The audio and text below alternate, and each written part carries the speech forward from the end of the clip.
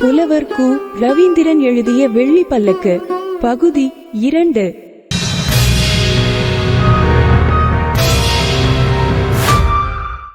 திருவரங்கம் ராமாயண அரங்கேற்றத்திற்கு தயாராகிக் கொண்டிருந்தது. அரண்மனை கலாமண்டபம் காதலுக்கு கட்டியம் கூறியது. அம்பிகாபதி அரண்மனைக்கு வர கால நிர்ணயம் செய்யப்பட்டிருந்தது. அமராவதி அவன் எப்பொழுதும் தன்னுடன் அமர்ந்திருக்க வேண்டும் என்று ஆதங்கப்பட்டாள். உன்னதமான அவள் பருவ உணர்வுகள் அவனை முறுக்கேற்றின. அரண்மனை சந்தடிகள் அவர்கள் சந்திப்புக்கு வரவேற்பளித்தன. காவலர்கள் அவனுக்கு கட்டுப்பாடுகள் ஏதும் விதிக்கவில்லை. அவன் இரவு நேரத்திலும் வந்து போனான். அரண்மனை நந்தவனம் அழகு மலர் பொழில்களால் ஆனது. அங்கு அழகு ததும்பும் வண்ண வண்ண மலர்கள் மலர்ந்திருந்தன. மந்தாரம், மகிழம், மல்லிகை, பாரிஜாதம், பனிமலர், முல்லை என மலர்கள் அணி அணியாய் மலர்ந்து கிடந்தன.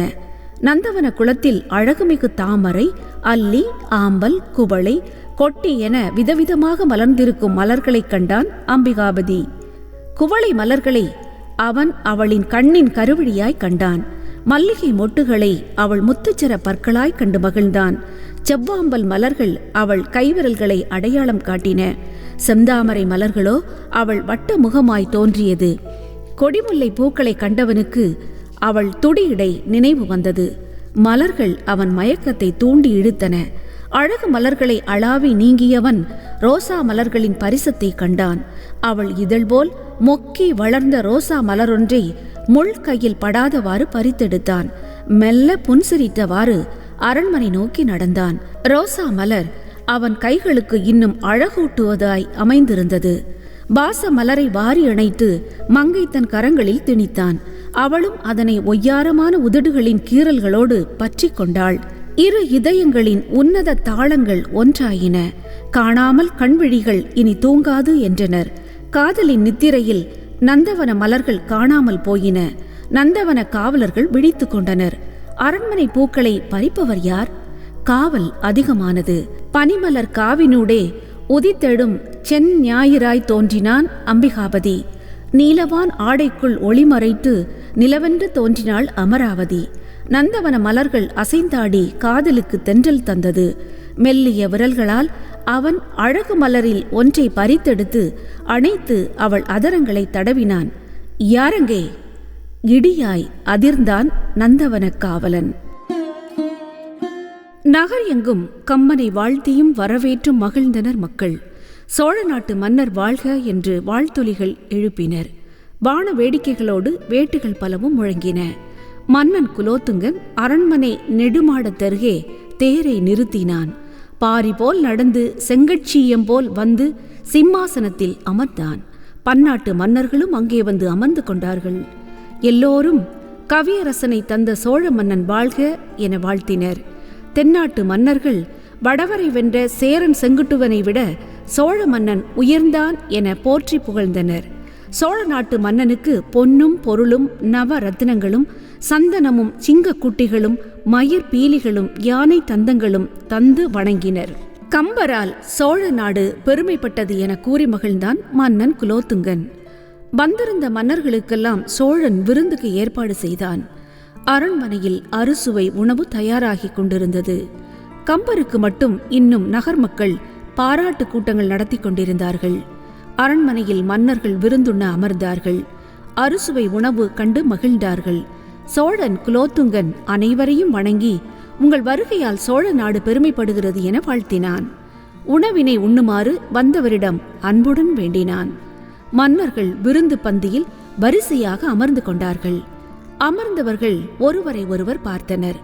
கவிஞர்களும் மன்னர்களும் மந்திரிமார்களும் அமர்ந்திருந்ததனை பார்த்தார்கள். அவர்கள் பார்வையில் ஓர் தேடல் தெரிந்தது. மன்னரே, கவி சக்கரவர்த்தி எங்கே? அவரும் எங்களோடு அமர்ந்து உணவருந்த வேண்டும் என்றனர். மந்திரி ஒருவரை அழைத்தான் சோழன். கம்பரை அழைத்து வர கட்டளையிட்டான். அமைச்சர் நகருக்குள் சென்றார். கம்பனை மக்கள் சூழ்ந்து நின்றனர். பொன்னும் பொருளும் தந்தனர்.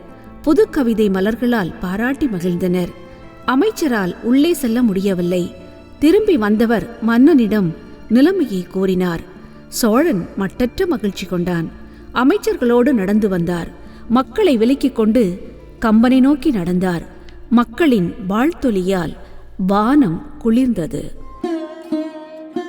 கவியரசர் கம்பர் மக்களின் பாராட்டு மழையில் குளிர்ந்திருந்தார். மன்னனோ பன்னாட்டு மன்னர்களின் வாழ்த்துளியில் நெகிழ்ந்திருந்தான். விருந்து நடைபெற வேண்டும் என்பதற்காக மன்னர் கம்பரை அழைக்க சென்றார். அங்கே அரண்மனை ஒற்றன் கூட்டத்தை விலக்கிக் கொண்டு மன்னவா என்றான். ஒற்றனை பார்த்தான் சோழன். ஏதேனும் அரண்மனை குற்றங்கள் உள்ளதோ என்றான். ஒற்றன் அரண்மனைக்கு செல்வோம் என்றான். மன்னன் அரண்மனைக்கு வந்து அரியணையில் அமர்ந்தான். கம்பனின் கவிமழையில் குளிர்ந்திருந்த மன்னனுக்கு செய்தியை கூறினான் ஒற்றன். கன்னி தன் காதல் திறத்தை கேட்ட மன்னன் இடியாய் அதிர்ந்தான், நொறுங்கினான், சீறினான், மூர்ச்சித்தான், கோபத்தால் அக்கினி பிழம்பானான். கம்பர் மன்னர்களின் விருந்தில் கலந்து கொள்ள வந்தார். பன்னாட்டு மன்னர்களும் கவிஞர்களும் எழுந்து நின்று கவியரசை போற்றினர். கம்பன் மன்னனை வாழ்த்தினான். கம்பனை ஈன்றதால் சோழ நாடு தரணியில் சிறந்தது என வாழ்த்தினர். கம்பர் மகிழ்ந்தார். அனைவரும் விருந்துண்டு மகிழ்ந்தனர். மன்னன் மட்டும் செய்வதறியாது திகைத்தான். யாரங்கே சேவகர்கள் சேவடி பணிந்து நின்றனர். மன்னனின் கோபம் மக்களிடையே புதிராய் தெரிந்தது. மன்னர் அமைச்சரவையை விரைவாய் கூட்டினார். அரண்மனையில் நேர்ந்திருக்கும் அவமானத்தை மன்னர் புரிந்தும் புரியாமலும் அமைச்சர்களுக்கு கூறினார். அமைச்சர்களும் ஆலோசகர்களும் ஒருவருக்கொருவர் பார்த்து கொண்டனர்.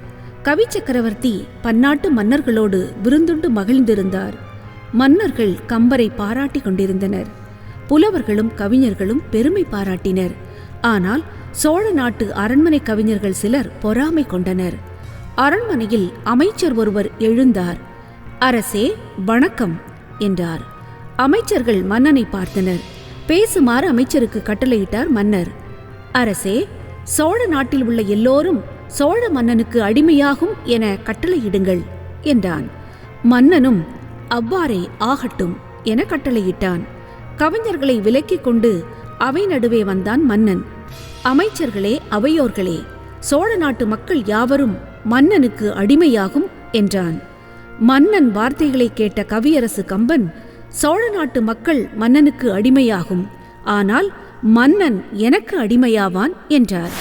மன்னனுக்கு கோபம் வெந்த புண்ணில் நுழைந்த வேல் போல் ஆயிற்று. புலவர் கு. ரவீந்திரன் எழுதிய வெள்ளி பல்லக்கு பகுதி 2 கேட்டீர்கள். வழங்கியவர் RJ ஃப்ளோரா. பகுதி 3 கேட்க தாடகை மைந்தர்கள் யூடியூப் சேனலுடன் இணைந்திருங்கள்.